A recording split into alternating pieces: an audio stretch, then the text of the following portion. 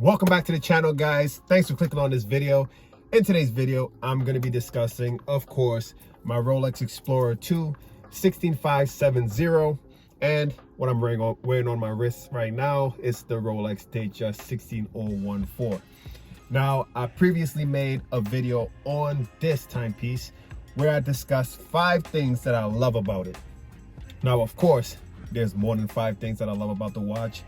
For example, the red GMT hand, it just stands out, it pops, especially when it's contrasting with the black dial.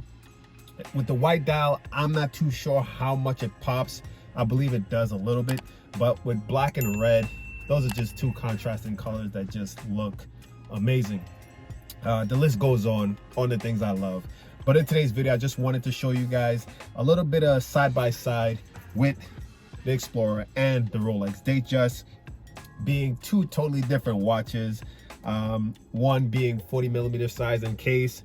Now, in my previous video, like I said, that I made, I mentioned that if you measure it correctly, it is a 39mm size case, and I said that it's a perfect size.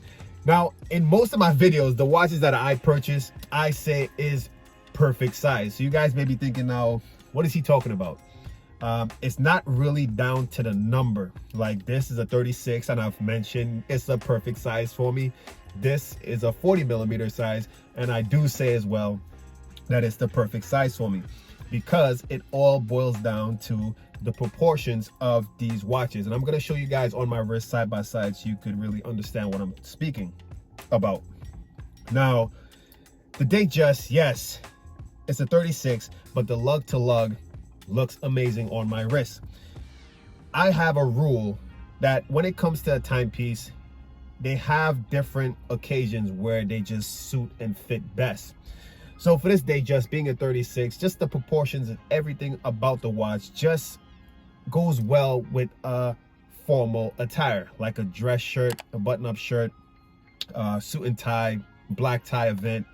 This piece would go way better than the Explorer 2. Now, not to say that the Explorer 2 wouldn't be able to pull it off, but it's more a casual, semi-formal maybe timepiece to wear.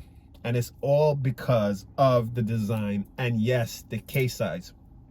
To me, it's more classy and elegant when a timepiece is much smaller on the wrist. That's why I like a nice Omega 34mm size case, or a Cartier Tank, or something of that size is more elegant and classy for, let's say, a suit or just a button-up shirt.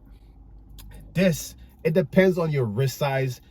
You could maybe pull it off, and of course maybe put a Jubilee bracelet, which is a much more dressy bracelet to have, instead of the Oyster bracelet, because the Oyster bracelet, especially when it's brushed all the way through and not polished on the center links, it just gives it a complete casual sporty look.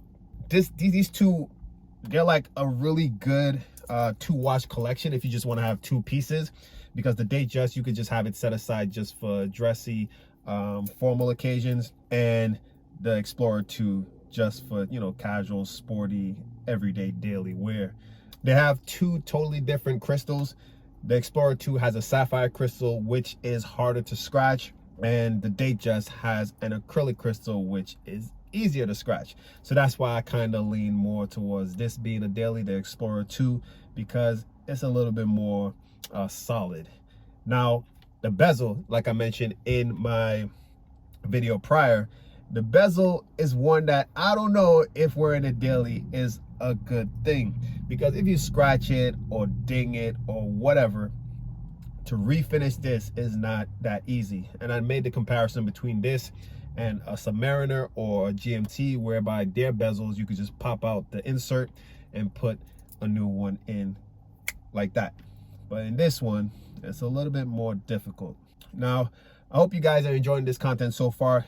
Give this video a thumbs up, comment down below which one you would choose if you had these 2 in front of you and someone says, which one will you pick up as a daily? I guess everybody has their own preference, their own choices, their own reasons, and I want to know which you guys would choose.